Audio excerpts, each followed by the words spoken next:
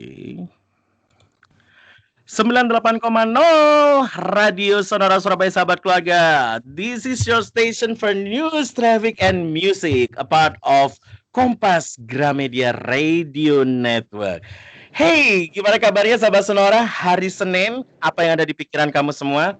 BT, terus nyebelin, bad mood, itu semua bisa kejadian karena dari pagi pikiran kamu sudah gitu kan. Ini mumpung masih jam 10 pagi, seperti biasa program acara mingguan, bulanan, acara sebulan sekali yang selalu kamu tunggu-tunggu, ngebahas tentang anak muda, menghadirkan sosok anak muda yang penuh inspirasi, apalagi kalau bukan Young on Talk ya. Bersama aku Andre Komarudin bakalan nemenin kamu selama 1 jam ke depan.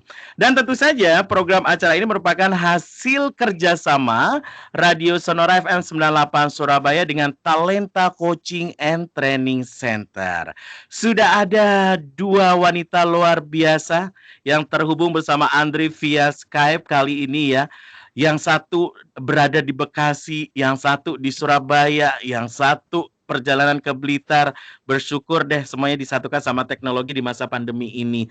Aku mau say hello aja dulu untuk narasumber tetap kita ya. Siapa lagi kalau bukan Candidate Dr. Titis Tata MMCT NNLP CPSTF, founder dari Talenta Coaching and Training Center. Biasanya kita panggil Bunda Titis. Hai Bunda Titis, apa kabar? Hai, kabar baik Mas Andre dan juga Mbak Putri hari ini dan semua anak-anak muda yang luar biasa. Hari ini kita bakal dengerin inspirasi yang luar biasa. Kita belum bikin jargon ya untuk acara ini ya. Yes, Young on Top kira-kira apa ya? Di sini lu punya gaya dan menentukan masa hidup depan lu. Panjang banget ya. Saatnya membuka potensi dan talenta terbaik. Semangat. Young on Top, membuka talensi dan talenta terbaik kamu. Kira-kira gitu ya. Ih, boleh deh. Sekarang ya kita bikin tagline itu ya. Harusnya diresmiin nih produser, gimana sih, nggak ada apa kayak something yang spesial gitu kan.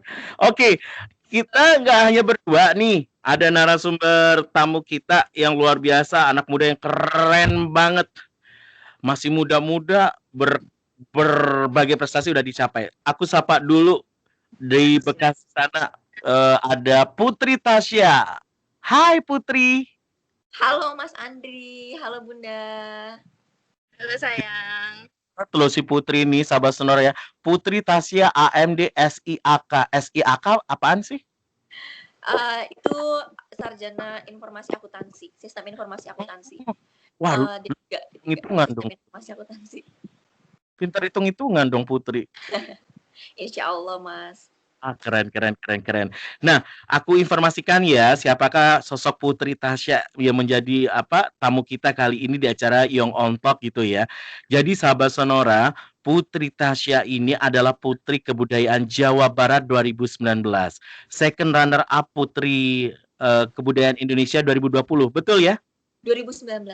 Sorry, 2019 juga Putri Kebudayaan Indonesia Persahabatan 2019, menjadi pemuda hebat Kemenpora 2019, duta anti narkoba, dan yang paling bikin aku shock, ternyata si Putri ini menjadi wakil sekretariat sosial budaya DPW PAN. Ya ampun, lu keren banget sih Bu. Gimana caranya lu banyak jabatan kayak gitu? Gue jadi ngiri deh. Kadang gue berpikir, apa diri gue dilahirkan fungsinya ke dunia ini? Ada orang sehebat kayak Putri gitu ya. Tapi keren, luar biasa. Putri, ini pas banget topik bahasan kita ya, kerja keras dan keikhlasan. Maka itu kita mendatangkan sosok seorang Putri Tasya. Aku ke Bu Titis dulu nih sebelum ngobrol sama si Putri Tasya gitu ya. Di episode kali ini, kalau di episode yang on top sebelumnya kan ada sosok yang anak muda yang pekerja keras, bagaimana untuk menunjukkan potensinya, membuktikan potensinya. Ada anak yang dari lingkup keluarga itu juga menentukan dia menjadi orang yang berharga sekarang gitu kan. Nah, kali ini kita akan mendirikan sosok dari Putri Tasya ini, akan kita kupas habis dari sisi apanya nih Bunda Titis? Ya, Mas Andre, Mbak Putri dan juga sahabat Sonora yang ada di rumah. perubahan itu harus diinspirasikan. Itu Mm-mm. catatan penting. Sehingga Sonora yang punya program-program luar biasa itu menjadi salah satu alat daya ungkit semua pendengar Sonora untuk mendapatkan inspirasi itu. Karena orang nggak akan berubah kalau nggak pernah dengar sesuatu, nggak pernah lihat sesuatu, nggak pernah dapat pengalaman sesuatu. Nah, hari ini tipikal anak muda yang sukses lebih dulu ya dibandingkan yang lainnya. Sukses ini macam-macam relatif, tapi sukses dalam artian yang on top adalah dia produktif gitu ya. Nah, setelah kita dalami ternyata sifat dominan yang ada di dalam diri Mbak Putri adalah pekerja keras dan juga dia ikhlas. Nah, ini dua kombinasi sebenarnya unik sekali karena biasanya kalau kerja keras biasanya dia prinsipal gitu ya. Dia kuat gitu. Tapi ini kita agak dia punya sisi-sisi yang lembut di dalam kerja keras yang dia lakukan. Kita akan dalami sebenarnya kan nilai-nilai positif ini dari mana sehingga bisa kita contoh bersama-sama. Itu dia. Ya, sahabat Sonora, sedikit bocoran ya. Begitu aku melihat visual dari Mbak Putri Tasya ini ya so far lah dia memang ikut aneka kontestasi pageant. Konsep 3B, Brain, Behavior, Beauty pasti udah mendarah daging di diri Putri Tasya ini ya. Tapi yang aku juga cukup menarik setelah aku baca dari topik bahasanya, masalah kerja keras. Di mana-mana orang yang suka passionnya kerja keras tuh wajahnya kelihatan sangar gitu ya. Dia tuh lembut banget, menenangkan, tahu nggak sih Bunda Titis? Dan itu aku bikin tanda tanya, nih Bunda Titis nggak salah pilih orang nih, bahasanya kerja keras dan kilasan, wajahnya adem aja gitu. Ini menarik untuk dibahas gitu. Putri, kalau boleh tahu, passionnya Putri itu sebenarnya apa sih? Sebenarnya kalau dari kurikulum VT sih udah bisa terlihat, tapi the most big your passion was it? Aku sih lebih suka yang namanya berinteraksi sama orang-orang banyak gitu, public speaking. Dulu aku pernah punya cita-cita jadi pramugari. Oke.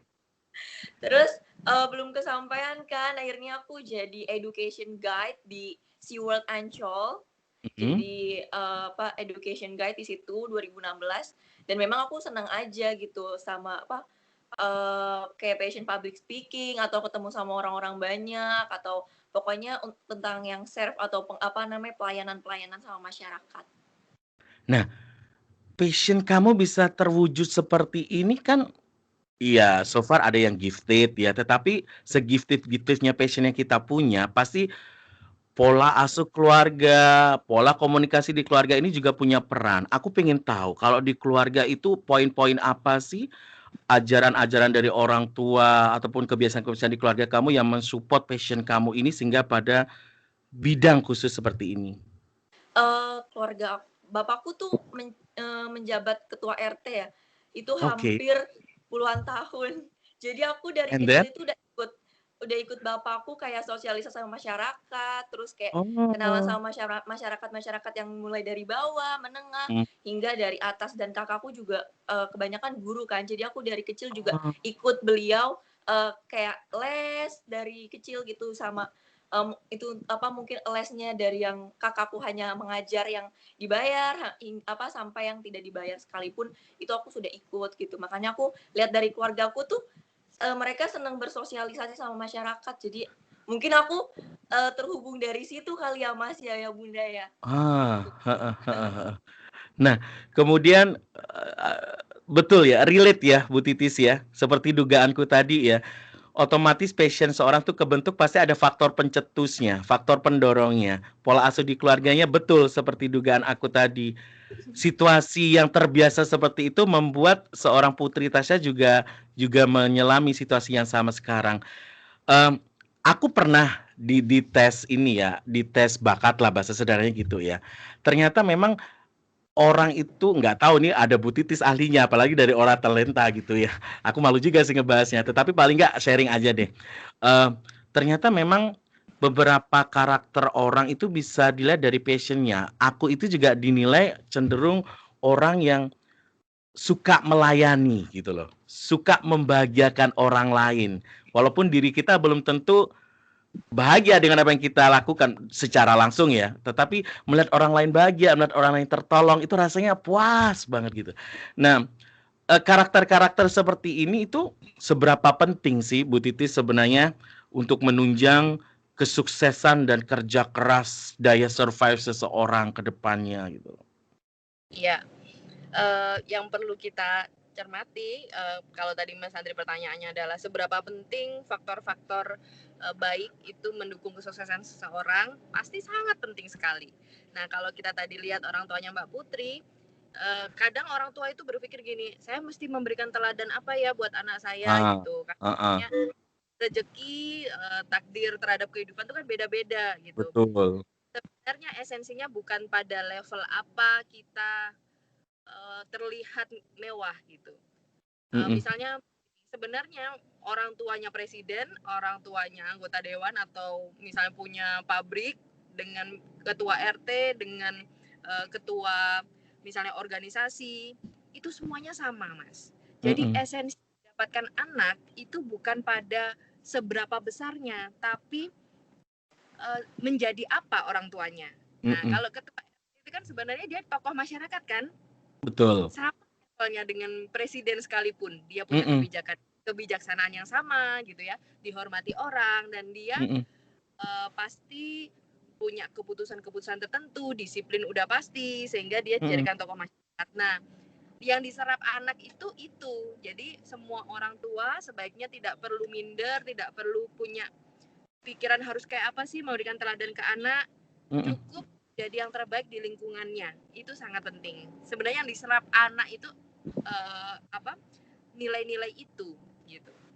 Apalagi tadi Mbak Putri kan menceritakan bahwa dia terbiasa melihat, ikut serta. Nah, jadi menceritakan kepada anak saja itu nggak cukup. Anak harus kita ajak juga ke lingkungan pekerjaan kita gitu untuk membentuk dia menjadi seseorang yang kuat Betul. lebih. Ini cukup menarik. Aku ke Putri lagi ya. Putri, dari semua prestasi yang aku baca ya dari informasi yang aku dapat gitu kan, dengan semua prestasi itu intinya sama, adalah pelayanan gitu ya. Nah, sebenarnya jarang loh anak muda itu yang passion terhadap dunia pelayanan ya, boro-boro mikirin orang lain, mikirin gue diri saja sendiri rempong gitu kan, anak muda kan kebanyakan berpikirnya gitu kan. Gue perlu happy lah, gue masih usia muda ngapain mikirin orang lain. Kenapa di usia semuda ini seorang Putri Tasya gitu udah sampai sejauh itu melangkah gitu? Karena aku pernah, kita, ini ya, maksudnya kayak realistis aja, kita nggak pernah selalu ada di atas. Pasti Oke. kita pernah jatuh, pernah gagal. Nah, di masa gagal itu atau, di masa kita jatuh, kita tuh selalu menemukan orang-orang di sekeliling kita yang akan membantu kita gitu kan. Mhm. Jadi, aku suka banget sama pelayanan atau senang membantu orang karena kita, bakalan nemuin kesulitan atau kegagalan nanti dan pasti ketika kita membantu orang nanti kita akan dibantu lagi dengan orang lain, entah siapapun itu, entah orang yang membantu kita ataupun orang lain. Gitu sih pikiran aku. Oke, saat Aku kamu memberikan pelayanan, kadangkala tidak satu server, apa yang jadi niatan baik kita bisa diterima baik oleh orang lain gitu kan. Pernah ngalami situasi kayak gitu nggak Putri? belum pernah sih sejauh ini semua, feedback-nya baik-baik aja gitu yang aku kasih. Tapi Eee, tapi bukan tanpa masalah ya? iya bukan bukan.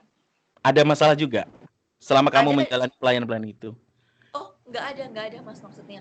Nggak Nggak ada ada mas nggak ada Mas. nggak ada masalah. Eee, tetapi dari sekian banyak konteks pelayanan yang kamu lakukan yang unforgettable moment banget dan menurut kamu effort-nya itu, impact-nya secara kamu pribadi dan ke orang lain itu powerful banget apa? Aku pernah waktu itu bekerja sama sama bukan, kementerian sih kayak Kadis Parbud, Jawa Barat, itu di, Mhm, Taman Mini Indonesia Indah. oke. Gitu. Nah, di situ aku punya program berbudaya bersama, di mana di situ kan aku, sebagai putri kebudayaan ya. Biasanya Mhm. kita kalau di taman mini itu kan kita kayak ngeliat anjungan cuma kayak lihat-lihat aja gitu ya, Mas. Ah, Kayak heeh nggak ada heeh tour guide-nya atau kayak heeh, bingung orang mau tanya apa. Nah, karena aku pernah ada pengalaman jadi edu guide di SeaWorld Ancol, aku ngadain kerja sama kayak ke guide di situ, Pak bagaimana kalau aku di sini gitu seharian gitu. Dan benar aja Mas, aku kayak berdiri seharian sambil kayak ada yang bisa dibantu Bu gitu. Mereka jadi kayak tanya, mereka jadi kayak kepo, Mbak di sini tuh ada apa sih gitu kayak. Jadi itu menurut aku itu yang paling berkesan banget sih kayak oh ternyata mereka tuh butuh kayak orang yang bisa ngedampingi ataupun yang maksudnya kayak sering tanya atau jawab gitu sih Mas. Lebih ke situ. Mm-mm. Dari project itulah ya, kita spesifik ke project Project. itu karena itu project yang unforgettable banget buat kamu gitu kan.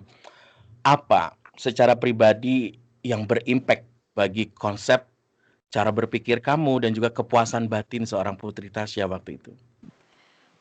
Kayak, aku sih jadi kayak maksudnya kayak jadi, oh ternyata tuh orang lebih gampang, maksudnya menyerap, pengetahuan yang ada tentang budaya-budaya itu lebih mudah dan aku juga lebih, eee, lebih apa ya, maksudnya istilahnya lebih gampang juga gitu kan berinteraksi sama yang lainnya juga dan juga, eee, seneng aja gitu kok, oh ternyata bagi-bagi pengalaman atau pengetahuan itu lebih mudah gitu.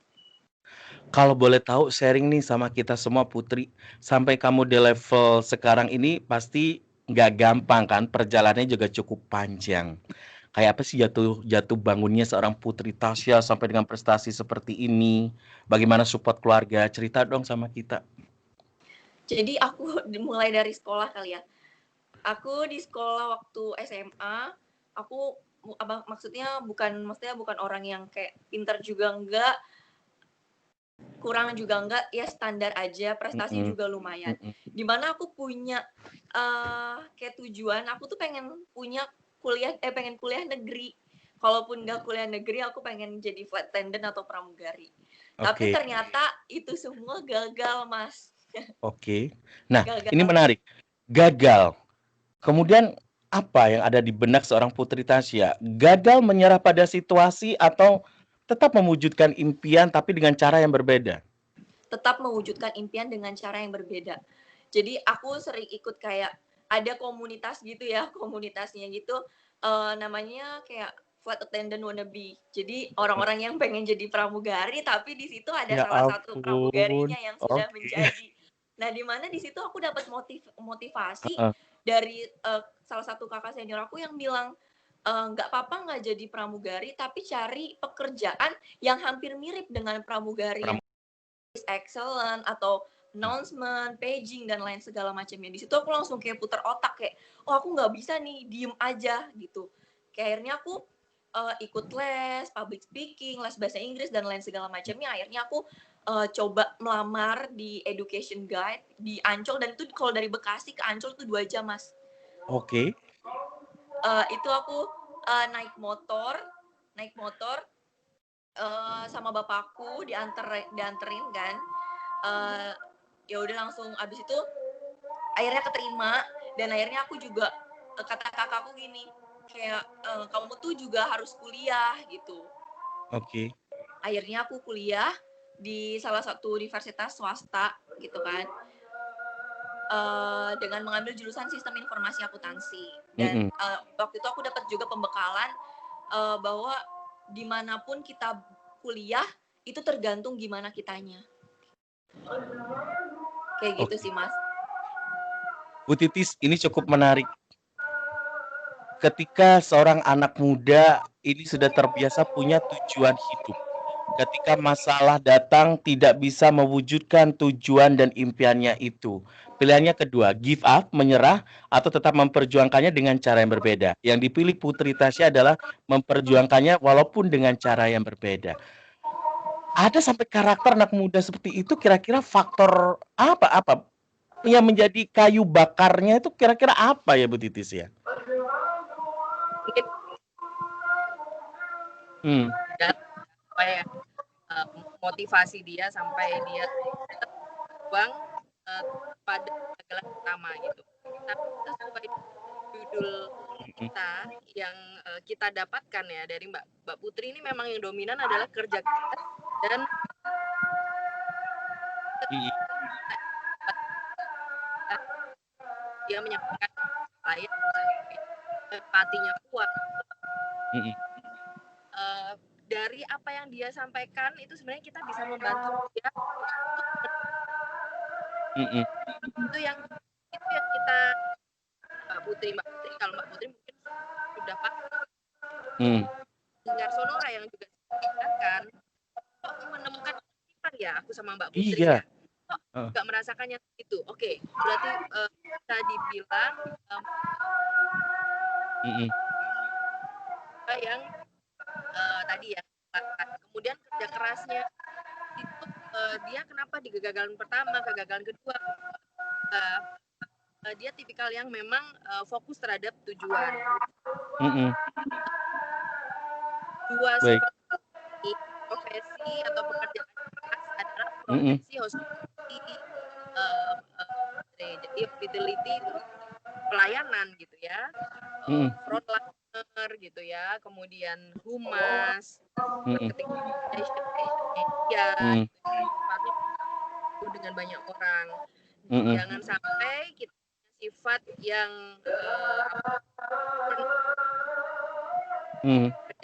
takutan akan banget ya. Nah, tapi Mbak Putri juga kita bisa lihat ya gesturnya Mbak Putri tadi ketika menjelaskan dia pakai tangan ya membuka diri gitu. Itu sebenarnya juga salah satu ciri orang yang memang harus yang punya intrapersonal gitu, yang dia bagus untuk berkomunikasi dengan banyak orang gitu.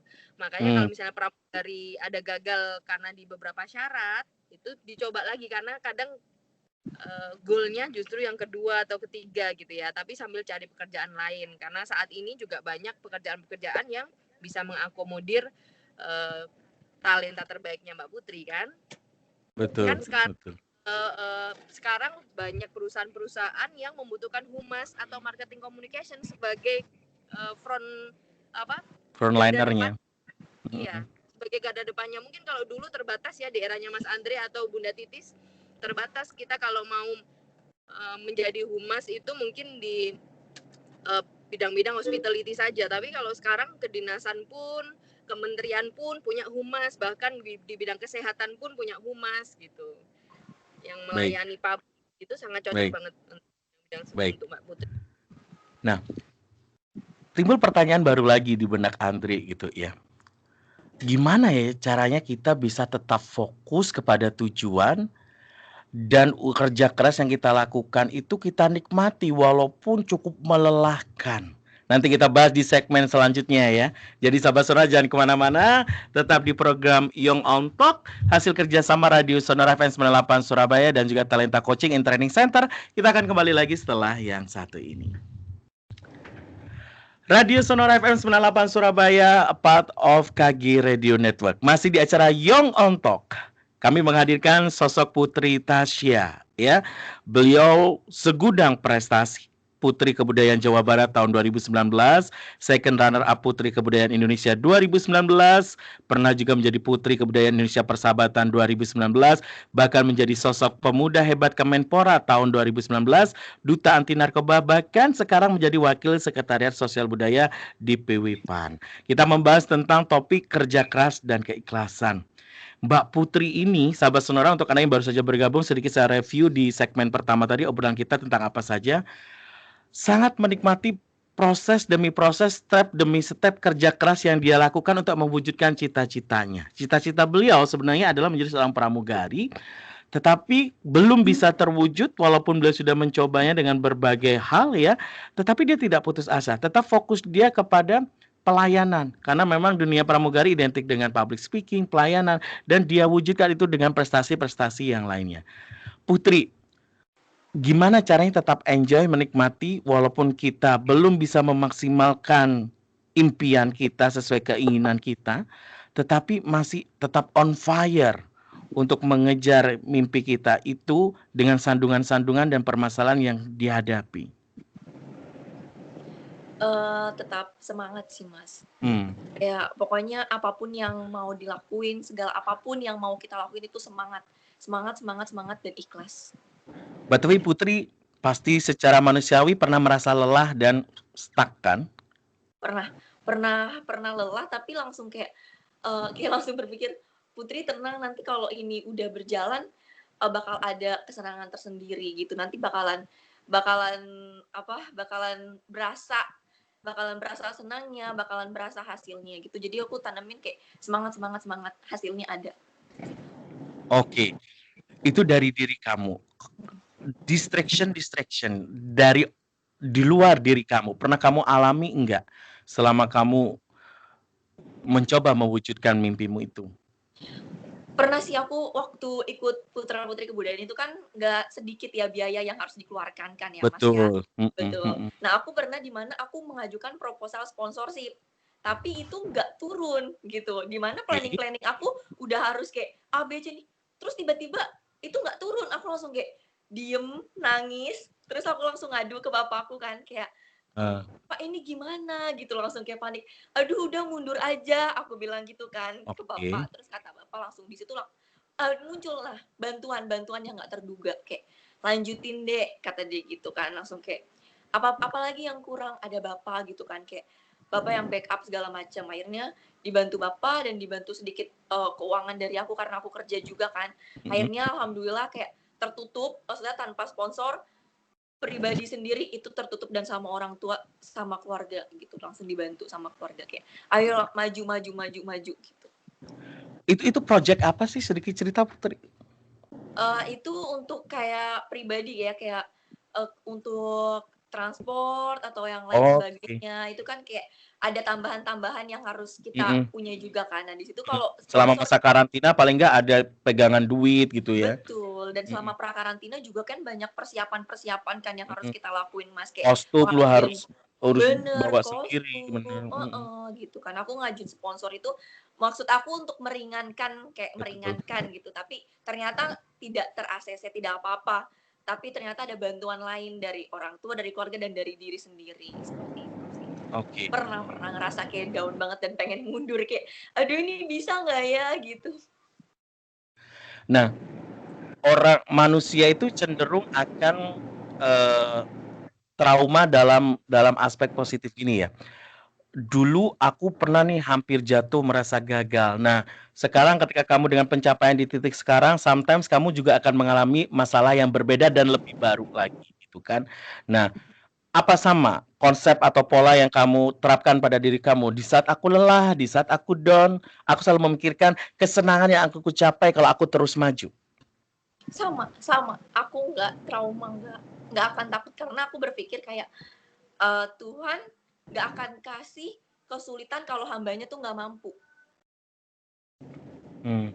Itu sih pikiran aku. Kayak jadi aku kayak walaupun nanti ini aku sudah sekarang ada masalah-masalah yang muncul, itu kayaknya sih nggak akan aku ambil, maksudnya insya Allah nggak akan aku ambil pusing karena aku pernah rasain kayak berada di bawah, gagal dan lain sebagainya macamnya itu. Baik, Bu Titis. Ya. Mendominasi karakternya Putri ini kan sosok pekerja keras dan melayani dengan penuh totalitas gitu ya. Apakah karakter-karakter orang yang dominan dengan dua konteks karakter itu akan cenderung punya daya fighting untuk problem manajemen mereka? Iya, kalimatnya Mas Andre keren banget ya. Ini problem manajemen. Ternyata problem ini bisa di-manage. Jadi kalau di yang kita pernah ngobrol bareng ya dengan salah satu narasumber kita ya Mas Andre ya, bahwa masalah itu hadir bersama dengan solusinya. Nah, kita juga nggak boleh minta solusinya enaknya doang tapi nggak nerima kekurangannya gitu ya. Nah, kalau tadi Mbak Putri saya perhatikan itu dia lebih ke apa yang membuat dia terus bekerja keras itu sebenarnya karena sudah banyak yang dia korbankan. Nah, itu juga bisa menjadi alasan loh gitu. Udah separuh jalan mau sampai tanggung gitu, sekalian aja gitu. Udah banyak sekali yang dikorbankan. Material, waktu, kemudian ya kadang ada beberapa orang-orang hebat yang akhirnya mengorbankan orang-orang terdekatnya, dalam arti tidak ada waktu gitu ya, atau misalnya kenikmatan yang harusnya dia dapatkan di usianya itu dia pinggirkan dulu untuk goal yang lebih tinggi. Nah, kalau melihat bahwa sudah banyak dikorbankan terus kita kembali lagi itu kan jadi membuat kita terus berjalan karena sudah banyak yang dikorbankan. Itu sepertinya Mbak Putri melakukan itu dalam dirinya. Setiap kali mau menyerah dia bilang ya aku udah pernah berkorban ini gitu. Dan semua problem yang dia sudah pernah hadapi, problem manajemennya Mbak Putri itu cara ngatasinnya adalah dia menganggap kalau sudah pernah dilewati berarti dia bisa lewati lagi gitu. Oke. Dan itu menambah rasa kepercayaan dirinya ya. Betul. Makanya kan tadi dia bilang kan, aku udah pernah kok yang kayak gini dan aku udah lewat. Jadi ya kalau aku dapetin yang kayak gini lagi aku pasti bisa dengan solusi yang berbeda tapi rasa fight-nya itu tetap sama gitu. Nah, cuma apa yang harus betul-betul diperhatikan untuk karakter-karakter orang yang di aspek problem handlingnya oke, tetapi apa yang harus menjadi perhatian agar bisa apa ya, tidak menimbulkan masalah lagi gitu loh ke depannya, Bu Titis. Pasti ada sisi lemahnya juga gitu loh, maksud saya seperti itu. Kekurangannya apa yang harus diperbaiki? Sisi lemahnya dari orang yang bekerja keras dan fokus sama tujuannya, itu dia biasanya agak tertinggal pada hal-hal yang lain, misalnya target menikah gitu ya. Oke. Makanya saya mau tanya itu, memang saya giring pertanyaannya gitu loh. Maksud saya pertanyaan saya lebih detail aja deh sekarang deh. Pasangan hidup seperti apa yang pas ya dengan karakter Putri seperti ini gitu ya. Kira-kira ya Bu Titis ya. Apa juga tipikalnya harus sama seorang laki-laki yang fighting, pekerja keras, juga pelayan oke gitu gimana? Kalau orang satu server lebih connect nggak sih dengan Putri ini? Tapi kan Putri ini doyan challenge masalahnya, doyan tantangan sesuatu yang baru. Nah kalau satu server apa nggak ngebetain dan ngebosenin ya Bu Titis ya? Nah, kita tanya Mbak Putri kalau itu. Langsung deh Mbak Putri. Kita nggak berbicara relation, kita lebih berbicara ke pola komunikasi kamu dalam menjalankan fungsi kamu dengan passion pelayanan itu ya. Tadi Putri bilang alhamdulillah sih nggak pernah Mas Andre sampai sejauh ini memberikan pelayanan pada orang tuh mendapatkan penolakan gitu ya. Tapi kan unpredictable. Sometimes maksud kita akan memberikan pelayanan tapi orang yang mau kita layani kan belum tentu mau menerima pelayanan kita karena itu hak mereka gitu. Handling problem apa lagi yang kamu lakukan kalau kamu menghadapi situasi seperti itu? Terus coba kayak misalkan dia kayak nggak suka sama kayak masukan aku atau kayak ya apa namanya tuh pelayanan yang aku kasih, aku terus coba kayak aku yang harus berkaca kayak aku salah di mana gitu, kayak apa yang harus aku perbaiki gitu. Kalau misalkan memang aku sudah betul baru aku coba terus kayak misalkan dia belum ada masih dia tolak masih enggak gini atau segala macam atau enggak mau nerima, aku tetap pakai coba cara lain, cari cara lain. Aku yang harus berkaca, sepertinya seperti itu. Tetap ya kerja keras dan effortnya dia kelihatan ya. Ya itu yang mendominasi ya. Sikap positif yang sahabat Sonora dan kita juga bisa ambil dari Mbak Putri, dia selalu evaluasi ya, evaluasi terhadap apa yang dia nggak bisa, dia coba cari tahu itu apa dan dia perbaiki. Itu sangat bagus sekali Mas Andre. Itu yang membuat dia terus mencoba terus gitu, karena dia tahu suatu saat pasti bisa buka kunci ini gitu. Dia coba aja gitu, nggak satu tempat lagi, itu nggak semua mau melakukannya. Tapi ada orang-orang yang tipikal kalau dia udah nggak bisa nyoba ya dia coba tur yang lain, nggak tempat yang sama gitu. Itu ya boleh juga, masing-masing punya keunggulan masing-masing. Kenapa seorang Putri Tasya ini passionnya tetap terus terjaga? Karena dia itu punya punya saluran untuk mencari solusi terhadap permasalahan-permasalahan yang dia hadapi. Salah satunya tadi jalan cara paling gampangnya adalah melakukan evaluasi diri gitu ya. Mungkin ini menjadi tips buat kita semua sahabat Sonora bahwa kerja keras saja nggak cukup loh untuk mewujudkan apa yang kita inginkan, karena belum tentu apa yang kita wujudkan dan kita impikan itu bisa terwujud. Tapi bagaimana kita mengevaluasi perjalanan sejauh ini selama kerja keras kita itu, kira-kira apa yang tidak mewujudkan impian kita itu yang harus dicari solusinya. Kira-kira begitu. Oke, Putri, ini obrolan kita kurang lebih tinggal 6 menit lagi nih, nggak berasa banget sudah ya. Mungkin saya bisa menambahkan sedikit cara ini ya Mas Andre. mungkin nanti Mbak Putri bisa juga memakai saran ini. Saya juga dapatkan dari beberapa orang yang saya temui. Jadi setelah kita kuat dari diri kita, Mbak Putri kan orangnya kan self drive-nya kuat ya, motivasinya Betul. kuat. Nggak perlu lingkungan untuk mendukung. Ah, Kekurangannya kalau tadi Mas Andre pasti punya kekurangan deh Bu Titis, punya, karena orangnya terlalu berprinsip, dia nggak mudah digoyangkan. Jadi biasanya dia kalau kekeh ya, kalau mau A ya A, B ya B gitu. Nah, cara untuk membuatnya berubah adalah ketika dia udah kepentok. Nah, sarannya Bunda jangan sampai kepentok. Jadi kalau orang lain ngasih tahu itu tetap harus didengarkan, jadi bahan evaluasi. Karena tipikalnya orang pekerja keras itu biasanya harus kepentok dulu, dia ngelihat dulu bahwa itu salah, baru dia ngerasain dulu, baru dia iya, betul. kayak mesti ganti arah gitu. Betul. Terus terang di keluargaku ada yang tipikal kayak gitu. Udah dikasih warning nih, kamu jangan terusin dong, bakalan gini. Nggak percaya. Begitu dia udah kejeglong, ngegelundung sendiri, baru dia percaya. Jadi dia tuh harus ngalamin sendiri, omongannya orang nggak pernah dipercaya gitu loh. Ya. Bener, aku ngalamin sendiri, ada di keluargaku yang kayak gitu. Jadi aku udah sekarang pola komunikasinya udah dapat nih sama keluargaku itu, sama saudaraku itu. Aku percuma ngasih tahu berbuih-buih ke dia, biar dia ngalamin sendiri. Nanti kalau ada kejadian baru aku masuk. Tuh kan, gitu ya. Tapi memang ada, nggak bisa dipungkiri tipikal kayak itu. Putri, ini sudah dekat konklusi obrolan kita gitu ya. Sebenarnya yang paling akhir, yang paling akhir tipsnya adalah networking. Ya. Kerja keras itu bisa juga yang pertama adalah dia perlu bukti untuk beralih prinsip. Makanya nggak perlu bukti Mbak Putri, dengarkan, baca, gitu, nggak perlu ngalamin sendiri. Kemudian yang kedua, pekerja keras itu kadang dia karena dia kenceng banget semua jalur dia cobain semua. Jadi harus terarah, yaitu dengan networking yang pas. Jadi mulai sekarang pilih-pilih networking yang pas agar efisien. Gitu. Nah, salah satunya dia tadi sampai masuk ke Pramugari Wannabe Group itu tadi, keren banget dia ya.